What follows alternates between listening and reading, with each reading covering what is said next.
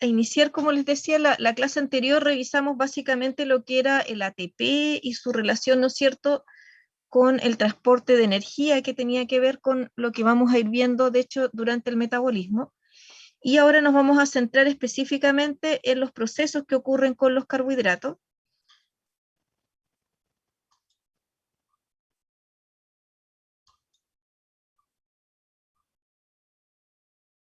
Acá aparece, ¿no es cierto?, el indicador de logro, que es describir las vías de síntesis y degradación del glucógeno hepático y muscular y su función en la mantención de la glicemia. Ya está ahí colocado el indicador de logro igual.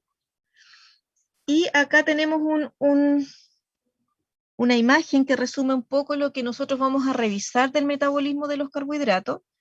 Vamos a partir con esta parte de acá que tiene que ver con el glucógeno. Vamos a ver cómo la glucosa se puede almacenar en forma de glicógeno o cómo se puede degradar este compuesto para obtener glucosa y cómo se regula el proceso. Vamos a ver después lo que es la glucólisis o glicólisis, en que la glucosa se transforma en piruvato. Y vamos a ver también lo que es la vía oxidativa directa, que nos permite formar la ribulosa 5-fosfato. También vamos a ver acá cómo el piruvato puede devolverse a formar la glucosa, que lo hace a través de otra vía alternativa, no la glucólisis, sino que la gluconeogénesis, que es lo que falta ahí en este dibujo. Eso es lo que tenemos que revisar básicamente del metabolismo de los carbohidratos.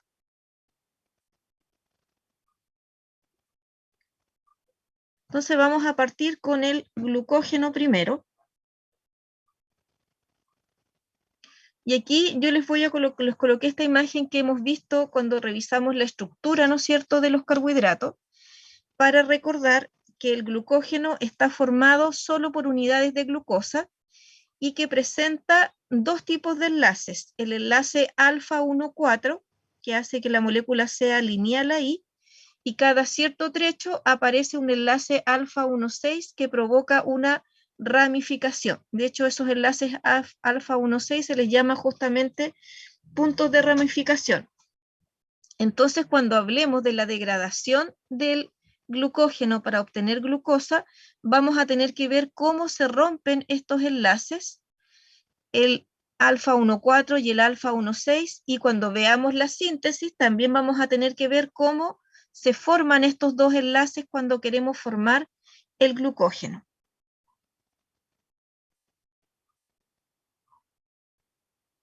Vamos a partir primero con la glucogenólisis, que es la ruptura del glucógeno, con el propósito, ¿no es cierto?, de obtener glucosas. Ahora, la glucogenólisis tiene dos procesos. Uno, el que está destinado, ¿no es cierto?, a romper los enlaces alfa 1,4, para lo cual se utiliza una enzima que se llama la glucógeno fosforilasa, que esta hace una ruptura de la molécula que es bien especial, distinto a lo que ocurre en la mayoría de las rupturas de molécula, que es una fosforólisis. ¿Por qué? Porque mayoritariamente lo que uno ve cuando observa en otras moléculas la ruptura, ¿no es cierto? Voy dividiendo una molécula, el mecanismo más usado por el organismo es la hidrólisis, en que, por ejemplo, yo tengo un enlace ahí, ¿no es cierto?, y se introduce una molécula de agua en el enlace, y eso produce la ruptura de la molécula.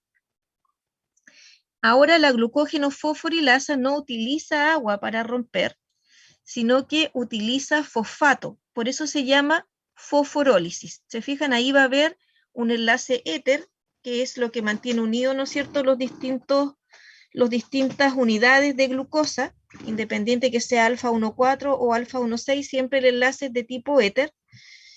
Para romperlo, ¿no es cierto?, tenemos que introducir una molécula de fosfato. Y por lo tanto, la molécula que salga, la glucosa que salga cuando yo rompa el glucógeno, va a ser una glucosa que va a traer un grupo fosfato unido a ella, específicamente en el carbono 1. Es decir, vamos a tener una glucosa 1-fosfato. Eso es lo que va a ocurrir.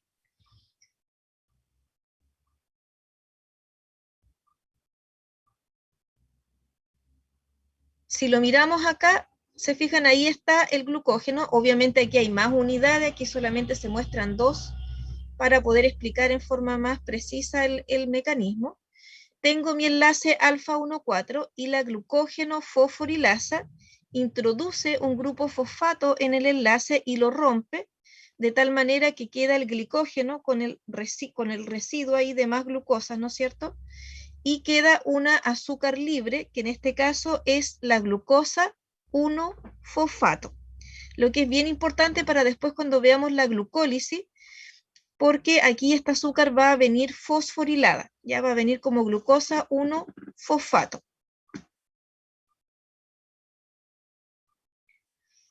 En cambio, cuando queremos romper el enlace alfa 1,6, en este caso sí va a actuar una enzima que va a ser del tipo de las hidrolasas, es decir, que rompen agregando agua a la molécula.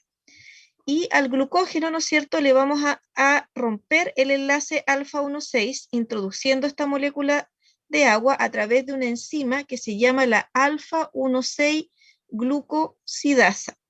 Como yo acá estoy introduciendo agua para romper esta unión, voy a obtener glucosas libres, pero que no van a estar fosforiladas. ¿Se fijan? Porque van a venir solamente con un hidrógeno que se le agrega ahí, producto de un hidroxilo en el fondo que se completa, y no está fosforilada. Por lo tanto, del glucógeno, dependiendo del enlace que se rompa, van a actuar enzimas distintas. Si voy a romper el enlace alfa 1,4, actúa una fosforilasa. En cambio, si voy a romper el enlace alfa 1,6, actúa una glucosidasa y obtengo productos distintos. Si rompo el enlace alfa 1,4, obtengo la glucosa 1-fosfato y si rompo el enlace alfa 1,6, obtengo la glucosa libre. Ahora, entre ellas se pueden interconvertir después en todo caso, porque le puedo quitar el grupo fosfato a una, o podría eventualmente agregarle a la glucosa un fosfato y transformarla también en glucosa 1-fosfato en algún momento. Aquí podemos verlo en un esquema. Se fijan, acá tengo el glicógeno o glucógeno. Ahí todas estas son enlaces que son alfa 1,4 y estos de ahí son alfa 1,6. La glucógeno fosforilasa va a empezar a sacar las glucosas a través de esa fosforólisis y va a liberar glucosas 1-fosfato. Estas glucosas 1-fosfato, después, producto de una mutasa, una enzima que es una isomerasa, le va a cambiar de posición el grupo fosfato. Si lo tenía en el carbono 1, lo va a trasladar al carbono número 6 y me va a quedar como glucosa 6-fosfato. ¿Se fijan? Ahí tengo la glucosa 1-fosfato y la mutasa después la va a transformar en glucosa 6-fosfato. ¿Para qué? Para que pueda entrar en otras vías catabólicas, como en la glucólisis o en la vía oxidativa directa también. ¿Ya? Porque necesito que esté como glucosa 6-fosfato para pasar por estas otras vías.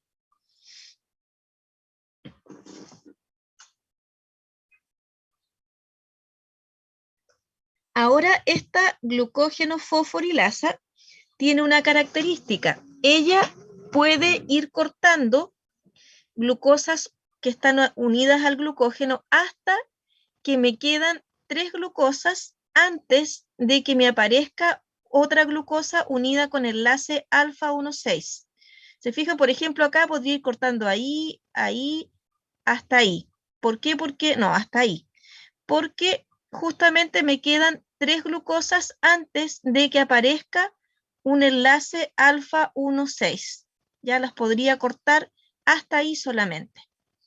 Esa es la especificidad que tiene la enzima. No puede ingresar ya cuando me quedan 3 glucosas antes de que aparezca un enlace alfa 1,6. Y en ese caso, ¿no es cierto?, cuando ocurre eso, la glucosidasa, que hablábamos recién, que era la que rompía los enlaces alfa 1,6, ella también puede actuar como una transferasa, en que va a tomar estas 3 glucosas que están acá y las va a colocar en otra rama del glucógeno, con enlace alfa 1,4, y me deja a la vista esta glucosa, ¿no es cierto?, que está unida con enlace alfa 1,6. Saca estas tres y las coloca en otro punto, y queda visible este enlace, y ahí actúa la enzima desramificante, que es la glucosidasa, que es la misma que hace esta transferencia, y esta, a diferencia de la glucógeno fosforilasa, libera una glucosa. ¿Se fijan?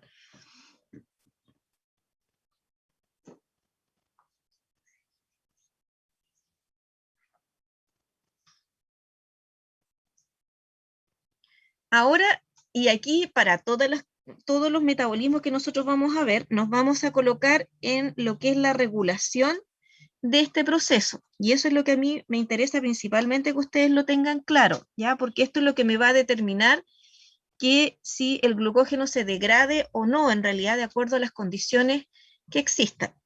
Ahora, de las dos enzimas, la glucógeno fosforilasa y la glucosidasa, la glucógeno fosforilasa es la que va a ser regulada. La glucosidasa actúa después que actúa la glucógeno fosforilasa, por lo tanto, ella no se regula, porque la que determina el ritmo de este proceso va a ser la glucógeno fosforilasa. Ahora, la glucógeno fosforilasa se encuentra en dos formas.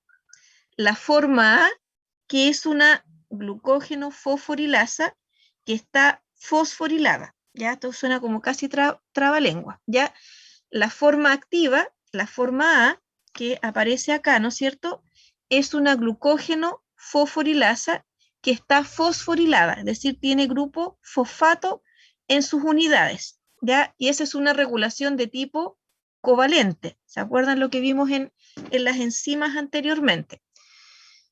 Ahora existe la otra forma, que es la forma B, la cual no está fosforilada, está desfosforilada. Se fijan, aquí no hay ningún grupo fosfato. Y la forma B, ella funciona, pero funciona muy lento. En cambio, la que está fosforilada es la forma rápida que vamos a tener. Ahora, ambas enzimas pueden tener una estructura relajada o pueden tener una estructura tensa, que se llama, que sería inactivo. Se fijan, aquí la fosforilasa A tiene dos formas, la forma que va a estar más activa y la forma que va a estar menos activa.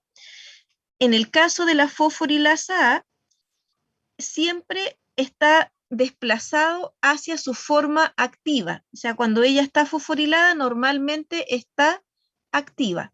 Ya es la forma mayor en que se va a encontrar la fosforilasa A, en forma activa. Se fijan, la flechita es mucho más grande hacia la forma activa. En el caso de la fosforilasa B, ella puede estar en dos formas, también la forma activa y la forma relajada. Ahora, la forma tensa es la forma que más comúnmente se encuentra. Por lo tanto, es una enzima que trabaja muy lentamente, porque mayoritariamente la fosforilasa B se encuentra en la forma inactiva o rígida, que es mucho más lento que la forma fosforilada, digamos. Se fijan, el equilibrio para la forma desfosforilada está desplazada hacia el estado de inactivo. Ahora, ¿cómo se va a regular que la enzima esté en la forma B y en la forma A, y que además puedan estar en un estado activo o en un estado inactivo? Lo vamos a revisar ahora, ¿ya? Vamos a verlo, cómo se regula esto. Primero hay una regulación por modificación covalente, que ya habíamos dicho, ¿no es cierto?, en que teníamos la forma activa, que era la que está fosforilada, y la forma poco activa, que no tiene grupo fosfato. Eso, modificación covalente, la realizan dos enzimas, que son la fosforilasa quinasa, que produce la fosforilación, y la fosforilasa fosfatasa, que le quita el grupo fosfato y por lo tanto la deja en la forma poco activa, ¿ya? Ahora, ¿cómo se regula que funcione la quinasa y la fosforile y la active, o que funcione la fosfatasa y le saque el grupo fosfato y la deje en la forma menos activa? Eso va a depender del efecto que ejercen hormonas sobre estas enzimas, sobre la quinasa y sobre la fosfatasa. Y lo hacen a través de una larga cadena de eventos que se producen desde el momento en que llega la hormona a la membrana, ¿no es cierto? Desencadena una serie de sucesos, que de ahí lo vamos a ver, que van a desencadenar en la fosforilación o bien en el caso de la fosfatasa, la desfosforilación.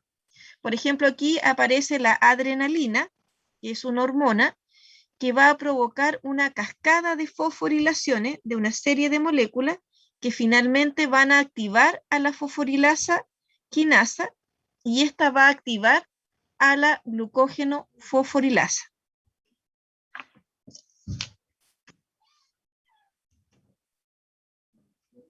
Y que tiene que ver con lo que yo les conté alguna vez en la clase anterior, ¿se acuerdan? Cuando hablábamos de las regulaciones covalentes y yo justamente le puse el ejemplo de esta glicógeno fosforilasa que se activaba por efecto, por ejemplo, de la adrenalina, cuando alguien tenía un evento repentino, un suceso que lo alteraba, ¿no es cierto? Y tenía que producir una respuesta inmediata, por lo tanto requiere que se libere mucha glucosa del glucógeno para tener energía y poder desarrollar esa respuesta. Y eso se hace a través de una cascada de fosforilaciones. Acá tenemos por otra parte la fosforilasa B, ¿no es cierto? Que ella puede estar en forma inactiva o forma activa. ¿De qué depende eso? Acá vamos a tener una regulación de tipo alostérica sobre la fosforilasa B, en que la regulación alostérica es una molécula que se une a la enzima en un sitio distinto del centro activo, ¿no es cierto? Y va a provocar que se cambie la estructura de esta enzima. ¿Cómo funciona esto? La forma, por ejemplo, si yo estoy en la forma rígida, que no funciona para nada, ¿no es cierto? A nivel muscular ocurre esto básicamente. Si existe mucha cantidad de AMP, ya que si yo tengo AMP, significa que me he gastado los ATP. ¿Se acuerdan que los ATP le íbamos quitando los grupos fosfato? Pasó a ADP, le quito otro grupo fosfato, queda como AMP. Por lo tanto, significa que la célula se ha gastado la energía, por eso estoy con mucha concentración de AMP, y tengo que sacarla de alguna parte. ¿De dónde voy a sacar la energía? De la glucosa. Por lo tanto, el AMP se va a unir con la glucógeno fosforilasa en su forma B, que es inactiva, y la va a activar. La va a hacer que se pase a la forma activa. Y va a empezar a nivel muscular a degradar el glucógeno, ¿no es cierto?, para liberar glucosa y así ese músculo tenga energía para seguir funcionando en su contracción muscular. Esa sería la forma en que yo logro que la fosforilasa B esté activa. Por otra parte, si en la célula empieza a acumularse mucha glucosa 6-fosfato, significa que tengo glucosa para hacer la glucólisis, por lo tanto, no necesito degradar el glucógeno, porque ya tengo glucosa 6-fosfato, que es la que me va a servir para hacer la glucólisis. Por lo tanto, la glucosa 6-fosfato se une a la enzima, a la fosforilasa B, y la coloca en su estado inactivo. La pone en su forma tensa. Por lo tanto, esa es la manera de regular la fosforilasa B a nivel muscular, a través de una regulación alostérica que depende en el fondo del nivel de energía que tiene el organismo. Ya si tiene mucho AMP, que significa que no hay energía, se favorece el estado activo de la enzima. Y si tengo mucha glucosa fosfato o tengo mucho ATP también, se favorece la forma inactiva.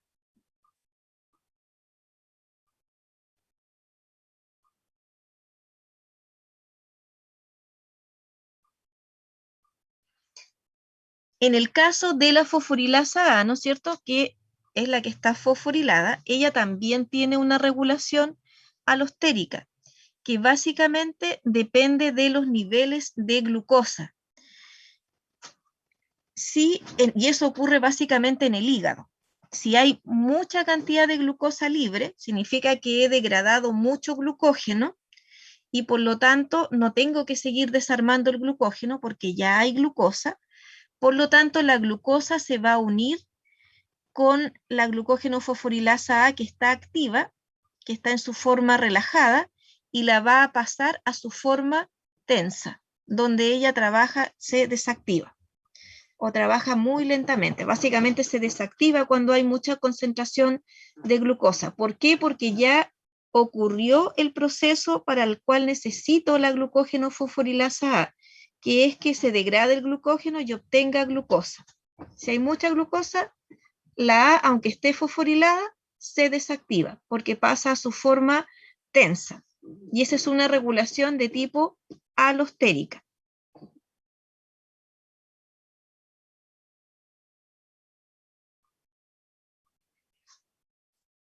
Vamos a revisar ahora el proceso al revés, es decir, la biosíntesis del glucógeno. ¿Ya cómo voy a formar glucógeno? Para la síntesis de glucógeno preciso básicamente las actividades de la enzima UDP glucosa pirofosforilasa, la actividad de la glucógeno sintasa, que es la enzima principal de la síntesis del glucógeno, y una enzima que me haga los puntos de ramificación del glucógeno, que se llama la enzima ramificante.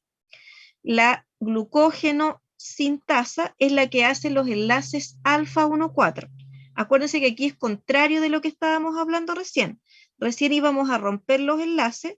Si yo voy a formar el glucógeno, ahora voy a formar los enlaces alfa 1,4 y los alfa 1,6. Ahora esta UDP glucosa pirofosforilasa tiene que ver con la conversión de la glucosa 1-fosfato en UDP glucosa, en que a la glucosa 1-fosfato se le agrega un nucleótido, ya interactúa con un UTP y la glucosa se queda con el UDP, es decir, se libera dos grupos fosfatos, uno de la glucosa y uno del UTP, y eso es un pirofosfato, ya porque son dos grupos fosfatos inorgánicos, se liberan dos PI. Voy a ponerlo ahí para que a lo mejor quede más claro ahí. Acá se liberan dos fosfatos inorgánicos y eso es lo que se llama pirofosfato. Por eso después necesito una pirofosforilasa, que es la UDP glucosa pirofosforilasa, por eso se llama así, ya porque une la glucosa con el UDP y además produce un pirofosfato. Y con eso, esa UDP glucosa va a donde está el glucógeno y agrega esa glucosa a un pedacito de glucógeno previo que está presente ahí en la célula.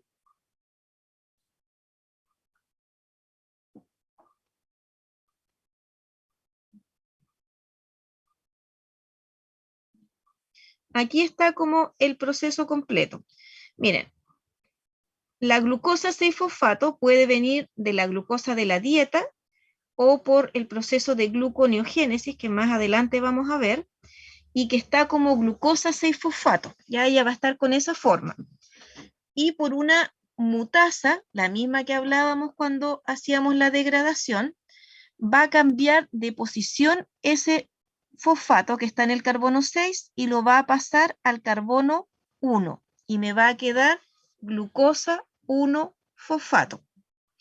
Una vez que tengo la glucosa 1-fosfato, va a actuar esta UDP glucosa pirofosforilasa, que va a hacer que la glucosa 1-fosfato interactúe con el UTP y se transforme en UDP glucosa. Queda unida con el nucleótido al que se le quita un fosfato y se quita ese fosfato, se forma el pirofosfato que está ahí y ese pirofosfato después por una pirofosfatasa queda como fosfato inorgánico. Y es súper importante que ocurra eso porque si yo acumulo mucho pirofosfato se detiene esta reacción, ya se tiene que transformar inmediatamente en fosfato inorgánico por la pirofosfatasa.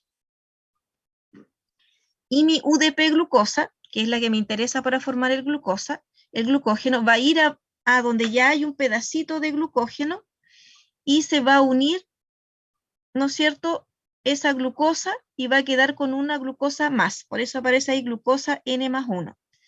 Posteriormente, ahí va la glucógeno sintasa, solamente va a hacer los enlaces alfa 1, 4.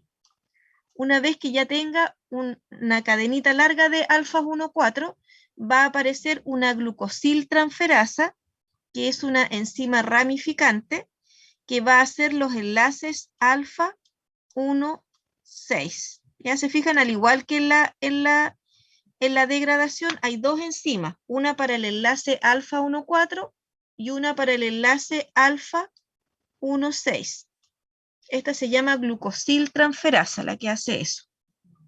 Ahí, en todo caso, aparece justamente la UDP glucosa. Se fijan que la glucosa va unida al UDP, al nucleótido, que actúa como transportador para que la glucosa se pueda unir con el glucógeno preexistente que está ahí en el hígado, en el músculo generalmente, que son los dos tejidos principales donde se almacena glucógeno en el organismo.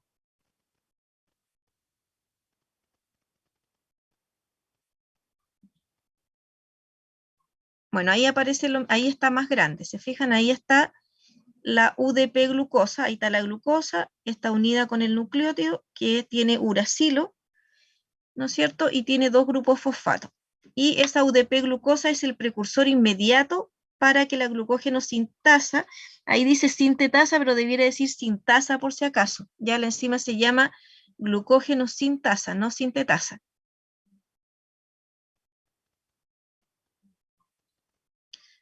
Aquí aparece el proceso, lo mismo que hablábamos recién. Se fijan, ahí tenemos lo que es la glucógeno sintasa, en que viene la UDP glucosa, transportando ahí el UDP, la glucosa, y se une al extremo no reductor del glucógeno, es decir, traigo la glucosa con el carbono 1 y la uno al carbono 4 del glucógeno, de la unidad de glucosa que está ahí en el glucógeno, que es el extremo no reductor.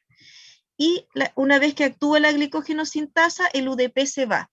Y este glucógeno me queda con una glucosa más a través de un enlace alfa 1, 4.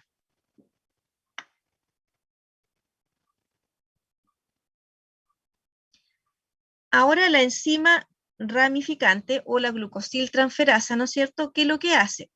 Una vez que se ha ido alargando, ¿no es cierto?, la cadena, esta enzima va a tomar un trozo de glucosas y las va a trasladar a otro punto con enlace alfa 1,6. Corta un trozo y lo pega, ¿no es cierto?, en otro trozo del glucógeno, pero con enlace alfa 1,6. Eso es lo que hace. Toma un pedacito y lo lleva hacia otra parte y lo une. De hecho, toma de a 3 residuos y los toma y los lleva a otro sector, ¿no es cierto?, para producir un enlace alfa 1,6.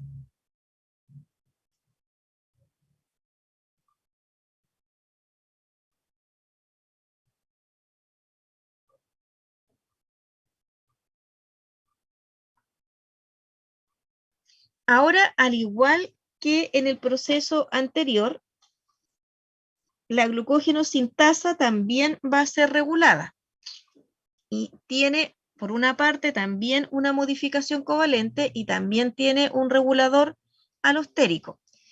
Y aquí, ojo con lo que vamos a ver acá. La glucógeno sintasa, cuando está fosforilada, es poco activa, que es la forma B, cuando está fosforilada. En cambio, en la otra, la forma A era la activa y era la fosforilada. Aquí la forma B, que es la que no tiene, que es la que está fosforilada, es la poco activa. Y cuando se desfosforila, se vuelve activa. Se fijan, los dos procesos, en el fondo, se regulan en forma contraria. Y esta regulación también es controlada por las hormonas. De nuevo, acá voy a tener una quinasa que va a fosforilar, que de hecho es la misma quinasa que hace lo otro con la glucógeno fosforilasa. Va a fosforilar a la sintasa y la va a dejar muy poco activa. Y va a haber una fosfatasa, que de hecho es activada por la insulina, que le va a sacar el grupo fosfato y la va a dejar muy activa. La quinasa, que es la que deja la forma activa porque le quita el fosfato, es activada a su vez por la adrenalina y el glucagón. Ellos provocan la fosforilación de la enzima y la dejan poco activa. En cambio, la insulina promueve la desfosforilación, activa la fosfatasa y la deja activa. Esa sería la regulación de tipo covalente, que depende, igual que la de la glucógeno fosforilasa, de las hormonas. La forma B ahora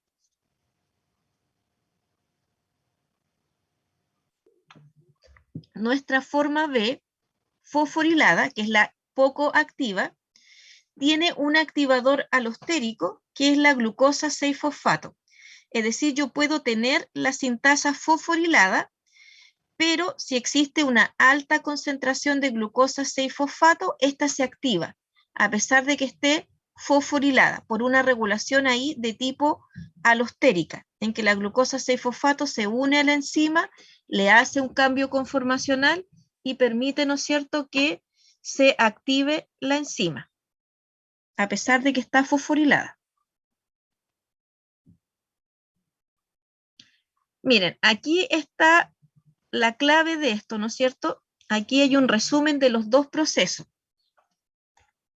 Acá arriba se está mostrando las enzimas de la síntesis, que es la glucógeno sintasa A y la glucógeno, y también está la glicógeno fosforilasa B. Aquí abajo vamos a tener la ruptura del glicógeno, en que va a estar la glicógeno fosforilasa A y la glicógeno sintetasa va a estar inactiva. ¿Cómo se regula eso? Fíjense, si yo quiero que haya síntesis de glucógeno, se van a fosforilar ambas enzimas. Ya no, si yo quiero síntesis de glucógeno, voy a quitarle el fosfato a las dos enzimas, las voy a dejar sin fosfato. ¿Qué es lo que va a ocurrir? La glicógeno fosforilasa se va a volver inactiva y la glucógeno sintasa se va a volver activa si saco el grupo fosfato, y por lo tanto va a ocurrir la síntesis del glucógeno, porque la fosforilasa se le quitó el grupo fosfato y por lo tanto está desactivada, y la glucógeno sintasa, cuando le quito el fosfato, se vuelve activa. A su vez, si se promueve la fosforilación de las enzimas, ¿qué es lo que va a ocurrir? Si yo fosforilo, la glicógeno sintasa se va a volver inactiva. Y si fosforilo a la glicógeno fosforilasa, se va a activar y por lo tanto voy a hacer la ruptura del glucógeno. Si se fijan, en el fondo la regulación, ¿qué es lo que pretende? Que ambos eventos no ocurran simultáneamente, porque la glicógeno sintasa, cuando está fosforilada, está desactivada y la glicógeno fosforilasa está activa. ¿Se fijan? Están las dos, cuando están en el mismo grado de fosforilación, están contrarias en su funcionamiento. Una está activa y la otra se desactiva. Si yo les quito los grupos fosfato, la glicógeno sintasa se activa y la fosforilasa se inhibe. Y por lo tanto no hay degradación, sino que hay síntesis. ¿Cómo regulo este proceso? Lo van a regular hormonas. Aquí vamos a verlo de manera bien, ojalá que no se compliquen tanto por esto, pero igual es importante que lo vayan viendo, porque vamos a revisarlo varias veces en el transcurso del curso, este proceso. Miren, aquí está cómo funciona, ¿no es cierto?, este proceso de fosforilaciones, que van a tener los efectos contrarios, cómo fosforilo a la glucógeno fosforilasa y cómo fosforilo a la glicógeno sintasa. Eso depende de las hormonas. Aquí aparece la adrenalina en los dos lados. ¿Qué es lo que hace la adrenalina?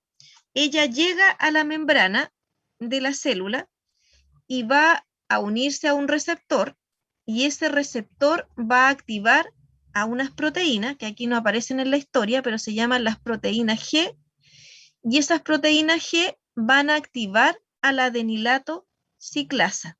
Ya van a hacer que se active la adenilato ciclasa, que es una enzima que está en la membrana. Ahí voy a colocar ahí proteína G, que son unas proteínas que están en la membrana, que se activan cuando llega la adrenalina, y estas proteínas G a su vez activa a estas adenilato ciclasa, que es una enzima que transforma el ATP en una molécula que se llama el AMP cíclico. Y el AMP cíclico promueve la activación de unas quinasas, que se llaman quinasas de tipo A. ¿Por qué? Porque son activadas por el AMP cíclico. Y estas quinasas desencadenan una serie de fosforilaciones que terminan con la fosforilación ya sea de la glucógeno sintasa o de la glucógeno fosforilasa.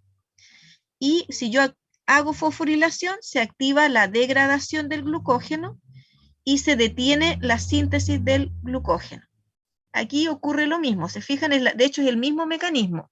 La adrenalina o epinefrina activa las proteínas G de la membrana, se activa la adenilato ciclasa, se transforma el ATP en AMP cíclico y eso permite que se activen unas proteinquinasas que son dependientes de AMP cíclico y que desencadenan aquí está resumido esto, aquí son varias fosforilaciones que ocurren, varias proteínas, enzimas que se van fosforilando y termino finalmente activando la enzima que me fosforila a la glicógeno fosforilasa y a la enzima que me fosforila a la glicógeno sintasa.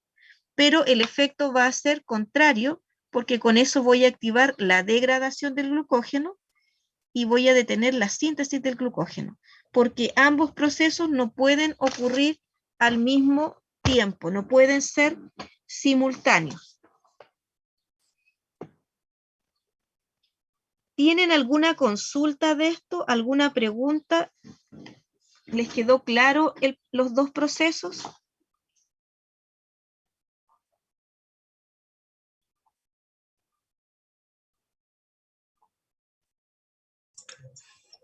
Profe, Dígame. ¿los podría explicar nuevamente, por favor? Ya.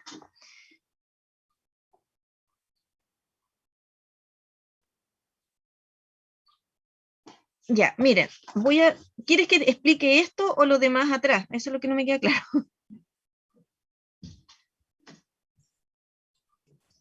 Esto último, de cómo se activa. Ya. Sí. Vamos a explicarlo de nuevo. Ya. La regulación covalente, ¿no es cierto?, de las dos enzimas, que es básicamente agregarle grupo fosfato, es regulado por las hormonas, por ejemplo, la adrenalina. ¿Cómo funcionan las hormonas? Que son en este caso hormonas de tipo peptídico que funcionan así, son proteínas de tipo que se llaman peptídicas, aunque la adrenalina no es una proteína, sino que es derivado de un aminoácido, pero no me voy a meter en eso. Ya, aquí vamos a tener la adrenalina, ¿no es cierto?, que llega a la membrana celular, ¿ya? Y ahí tiene un receptor, una proteína receptora que capta a la adrenalina, y cuando ocurre eso, se une la hormona con el receptor, se produce la activación de unas proteínas que se llaman las proteínas G. Y estas proteínas G a su vez activan una enzima que se llama adenilato ciclasa, que está en la membrana, de hecho, de la célula, y esa adenilato ciclasa va a transformar el ATP en AMP cíclico, que es una molécula que actúa como un intermediario entre la hormona y lo que ocurre dentro de la célula. ¿Por qué? Porque la hormona no entra a la célula, se queda ahí con el receptor nomás, no ingresa hacia acá. Una vez que tengo el AMP cíclico activa a unas quinasas, que son las que fosforilan, ¿no es cierto?, que se llaman quinasas de tipo A porque son activadas por el AMP cíclico. Y estas quinasas a su vez empiezan a activar a otras enzimas que van produciendo fosforilaciones hasta que llego al final a fosforilar a la glicógeno fosforilasa y a la glicógeno sintasa al mismo tiempo. Pero cuando yo hago esto, la glicógeno sintasa se detiene y la glicógeno fosforilasa se activa y ella empieza a degradar el glucógeno. Si quisiera que ocurriese el evento contrario, tendría que activar las fosfatasas, no las quinasas. Se fijan, para sacar el grupo fosfato y hacer que se activara la síntesis del glucógeno. ¿Les queda más claro ahí? Sí, profe, muchas gracias. De nada.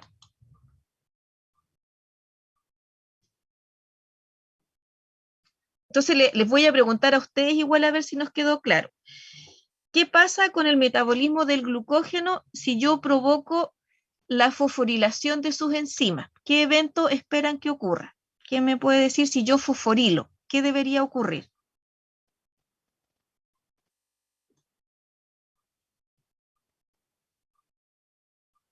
¿Qué pasaría con el glucógeno?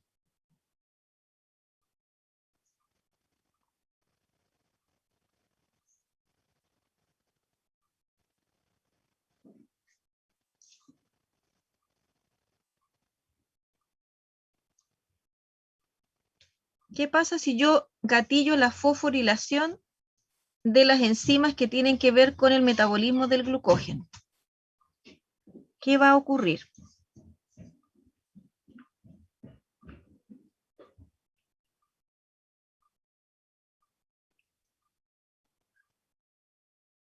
¿Se quedaron dormidos, chiquillos?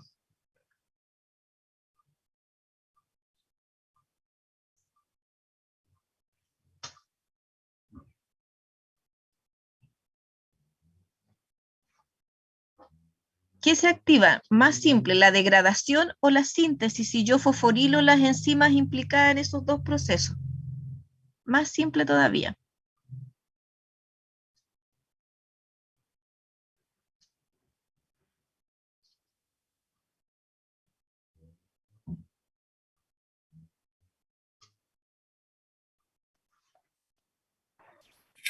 ¿Puede repetir, profesora, por favor? ¿Qué pasa si yo fosforilo las enzimas que están implicadas ya sea en la síntesis o en la degradación del glucógeno? Supongamos que a las dos las fosforilo. Fosforilo las enzimas de la degradación y fosforilo las enzimas de la síntesis del glucógeno. ¿Cuál de los dos procesos va a ocurrir? ¿Qué cosa se va a activar ahí? ¿La degradación o la síntesis? Esa es la pregunta en el fondo. Y fosforilo en la síntesis. ¿Seguro? ¿Están de acuerdo los demás? A ver, dijiste la síntesis, ¿seguro? ¿Alguien está de acuerdo con Julio ahí? Y que a través de los procesos de fosforilación ¿Ya? se activan se pueden activar o como desactivar, entre comillas, como las enzimas. Por Sí, ejemplo, sí. cuando ocurre la fosforilación, la glicógeno sintetasa B se desactiva, entre comillas. Ya, ahí sí, pues, ¿viste? Ahí, por lo tanto, si yo la desactivo, ¿cuál de los dos procesos funciona? Tú mismo me lo acabas de decir, ¿cuál de los dos va a funcionar? ¿La degradación del glucógeno? La degradación, ¿ya? La degradación. ¿Te fijas? Porque tú, Julio, dijiste primero que se activaba la síntesis, pero después me dijiste bien que Claro. si yo fosforilaba, desactivaba a la glucógeno sintasa. Ya, por lo tanto, cuando yo fosforilo, voy a promover la degradación del glucógeno, porque la glucógeno, como bien explicó Julio, cuando la enzima se fosforila, la que se activa es la glucógeno fosforilasa y la sintasa se desactiva. Por eso insisto que esto es súper importante que les quede claro, porque esto es lo que me permite regular el proceso. ¿Se fijan?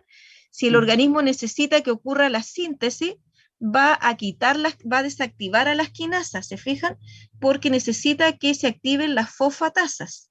Y de esa manera les quita el grupo fosfato a las enzimas y ahí activa a la glucógeno sintasa. Si por el Es que, contrario, profe, dígame. me había dado una confusión al principio, pero luego entendí que era la degradación porque me Sí, acordé que usted había sí, dicho que tienen que ocurrir, no pueden ocurrir las dos simultáneamente. Entonces tiene que ocurrir una correcto, o la otra. correcto. Si tú mismo te corregiste ahí cuando dijiste. Sí, justamente, ¿ya? Por eso les tiene que quedar súper clarito, porque de ahí, y de hecho de aquí en adelante los voy a hinchar todas las veces con lo que son las regulaciones. Ya vamos a revisar muchas veces los procesos de regulación, porque después van a ver que hay otros procesos que también sufren lo mismo, fosforilaciones que activan y desactivan procesos, y todo eso va ocurriendo simultáneamente. O sea, el organismo no va a estar diciendo, ya, ahora voy a activar el glucógeno, la degradación del glucógeno, y después dice, no, más rato voy a activar la síntesis de los lípidos. No, pues si va a activar los procesos de síntesis, generalmente los activa todos, ¿se fijan? Lo mismo la degradación. Por eso es importante que les vaya quedando, porque son procesos que se van integrando después y van ocurriendo todos al mismo tiempo, ¿ya? Pero es importante, como lo hablamos en el metabolismo, lo mismo que hablábamos de que las vías catabólicas y anabólicas no podían ser iguales porque son procesos que producen cosas totalmente distintas.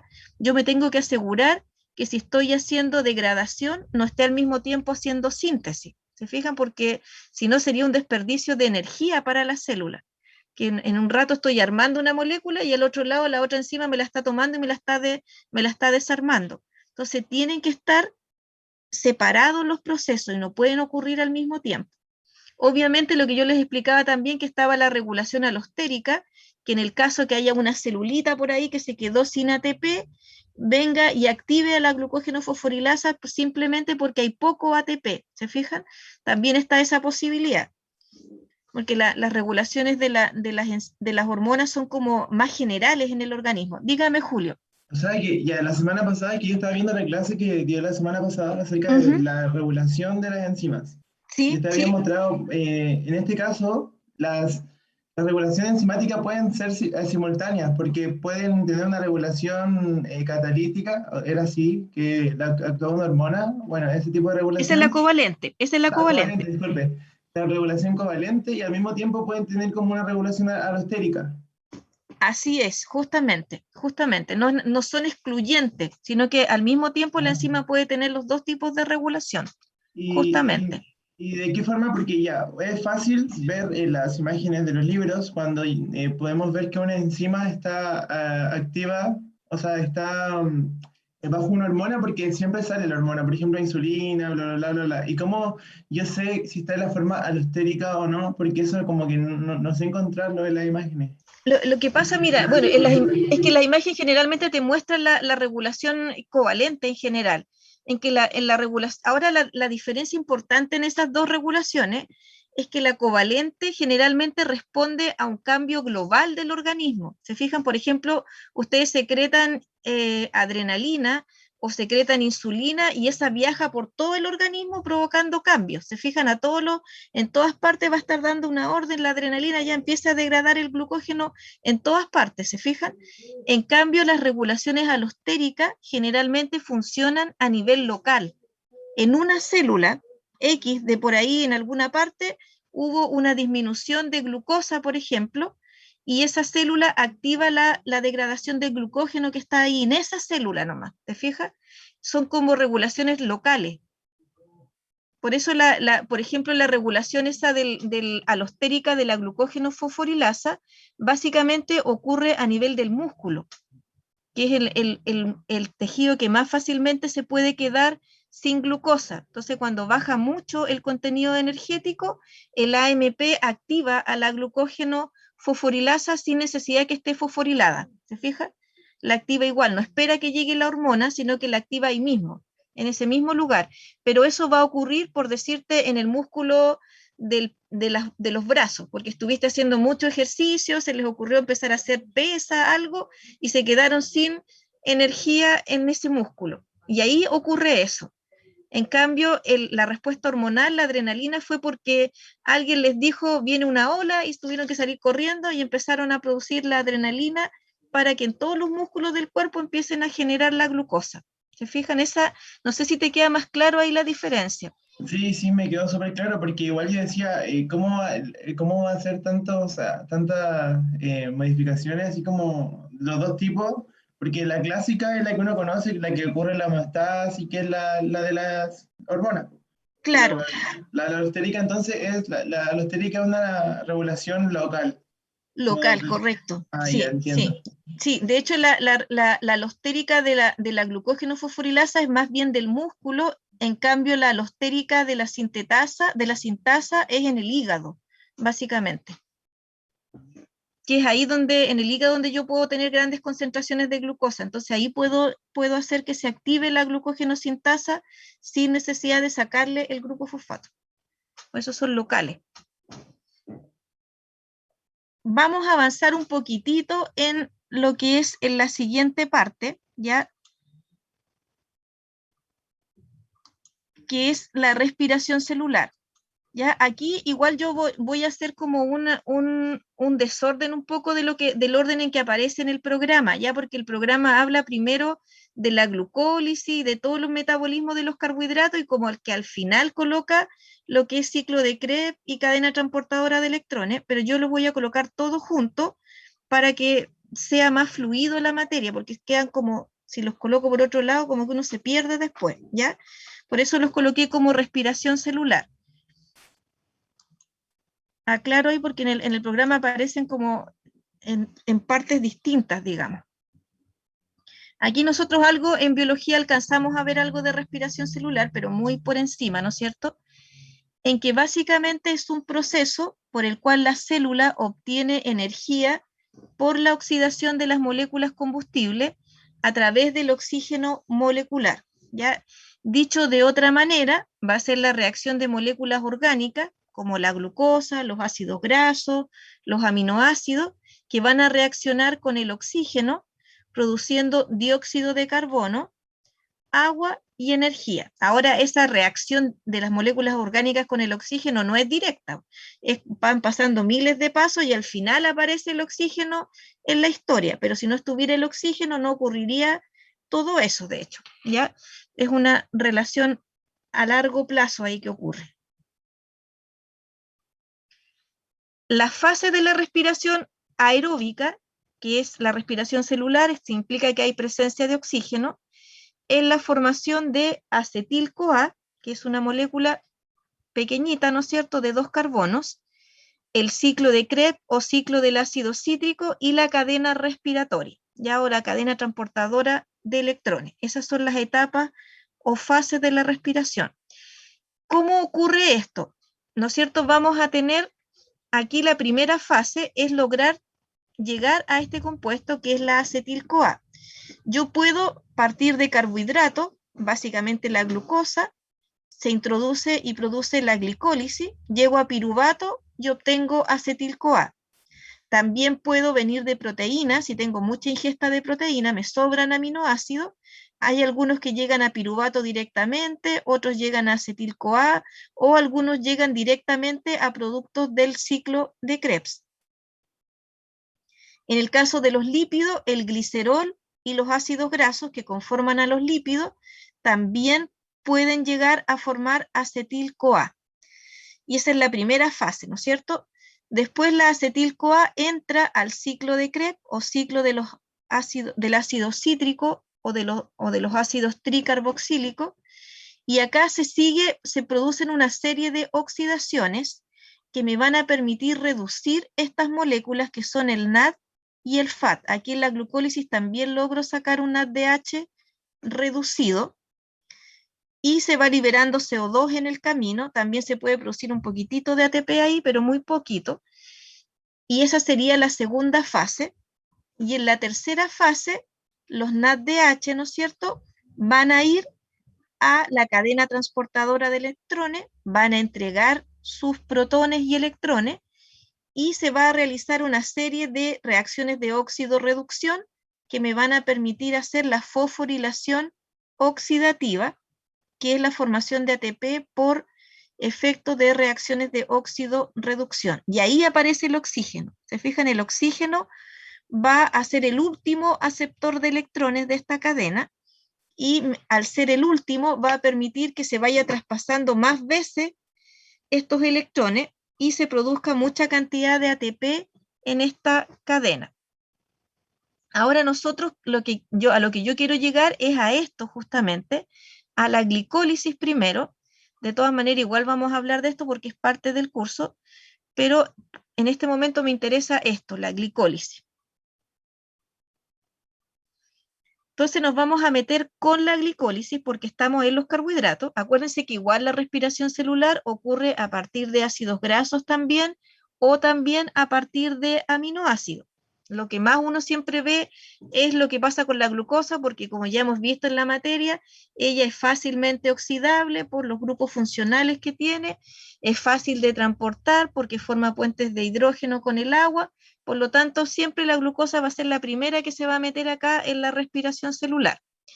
Ahora, lo primero para poder hacer esto es que tengo que entrar la glucosa a la célula. Y para eso necesito transportadores que me ingresen la glucosa al interior de la célula. Hay varios tipos de transportadores que todos se llaman GLUT, pero tienen distinto número dependiendo dónde estén ubicados en realidad. Están los GLUT1, que se encuentran en la mayoría de las membranas. De todas las células hay GLUT1. Tenemos los GLUT2, que generalmente están en el hígado y tienen baja afinidad, y nunca se limita la velocidad de transporte con el GLUT2, siempre puede transportar, digamos. El GLUT3, porque tiene baja afinidad, tiene un km súper alto los GLUT2. Los GLUT3 están presentes en el cerebro y tienen una alta afinidad, por lo tanto requieren una alta demanda de glucosa. Los GLUT4, que estos son súper importantes, que están en los adipocitos, en la célula que almacena la grasa y en el músculo esquelético, ¿no es cierto? Y que son dependientes de insulina. Ya estos son los que se echan a perder cuando ocurre la diabetes, básicamente, los GLUT4, ya que son dependientes de insulina. Todos estos hacen difusión facilitada, es decir, la glucosa entra, ¿no es cierto?, por gradiente de concentración a la célula, pero necesita estos transportadores para ingresar. A nivel de lo que es el intestino delgado y también a nivel de los riñones, existen transportadores que son del tipo activo secundario, ya en que necesitan entrar la glucosa y lo hacen aprovechando el gradiente de sodio, y después tienen que gastar energía en sacar el sodio de la célula, como lo vimos en biología, ¿no es cierto?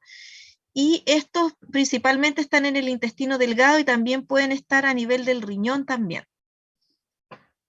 Y eso permite absorber justamente la glucosa de la dieta, justamente los que están los GLUT5.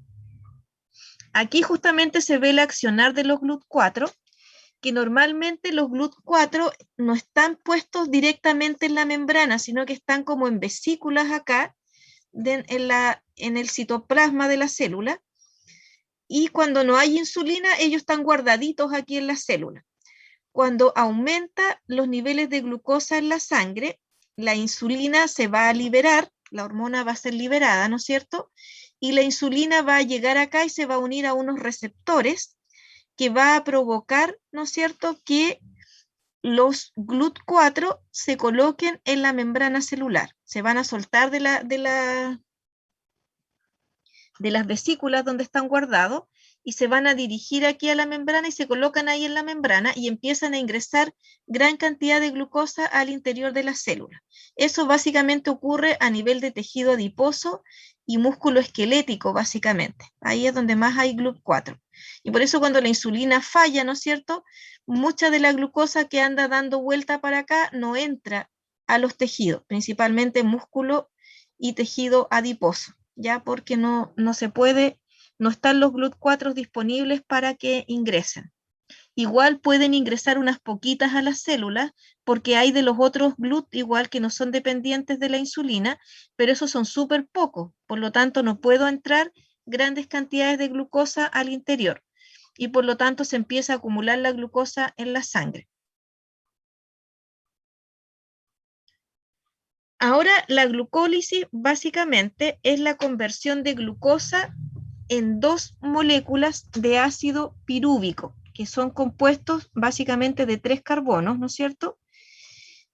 Y ocurre en el citoplasma. Ahora la glucólisis es un proceso anaeróbico, no necesita oxígeno. Ya ella puede ocurrir perfectamente, sobre todo en las células musculares, en los glóbulos rojos también, ocurre sin oxígeno. ¿Ya? Ahí ocurre solamente glucólisis. ¿Por qué? Porque en los glóbulos rojos no hay mitocondria, por lo tanto no hay todo lo que viene después, ciclo de Krebs, cadena transportadora de electrones, solo glucólisis nomás. En este proceso se van a gastar 2 moléculas de ATP. La célula, y en todos los procesos que nosotros vamos a ir viendo, siempre que quiere obtener energía, primero tiene que como que invertir un poco de ATP para poder después lograr cosechar un poco de ATP. Ya va a gastar 2 moléculas de ATP y va a producir 4. Por lo tanto, como ganancia neta a la célula, le van a quedar 2 ATP, ya porque gasta 2 y produce 4. Por lo tanto, de ganancia me quedan 2. También en esta glucólisis, ¿no es cierto?, se van a formar equivalentes reductores, que son básicamente protones que vienen junto con electrones, generalmente en forma de hidrógeno, ¿no es cierto?, que se van a unir a unas coenzimas que son el NAD y el FAD. En este caso solo actúa el NAD, el nicotina dinucleótido. Ya el NAD va a participar recibiendo hidrógeno, que se le denomina equivalentes reductores porque se producen en reacciones de óxido-reducción. Y estos NAD se van a reducir. Aquí hay una vista panorámica de esto, en que la glucosa, producto de la glicólisis, ¿no es cierto?, se va a transformar primero en piruvato, y voy a obtener un poquitito de ATP, 2 ATP en forma neta. Y después, más tarde, ese piruvato que se forma en la glucólisis se transforma en la mitocondria en acetil-CoA. El acetil-CoA entra al ciclo de Krebs, va a producir un poquitito de ATP y va a seguir produciendo estos compuestos transportadores de electrones, los NAD, los FAD, y estos van a ir después a la cadena transportadora de electrones y van a entregar esos hidrógenos que van a ser transportados, básicamente los electrones, a través de esta cadena, y producto de esas reacciones de óxido-reducción que se van a producir acá en la cadena transportadora, se va a producir una gran cantidad de ATP. Y ahí en la cadena transportadora está el oxígeno. Y vamos a quedar hasta acá para mañana empezar ya a ver directamente lo que es la glicólisis. Ahí vamos a ver los procesos que permiten realizar la glucólisis para que la glucosa se transforme en piruvato.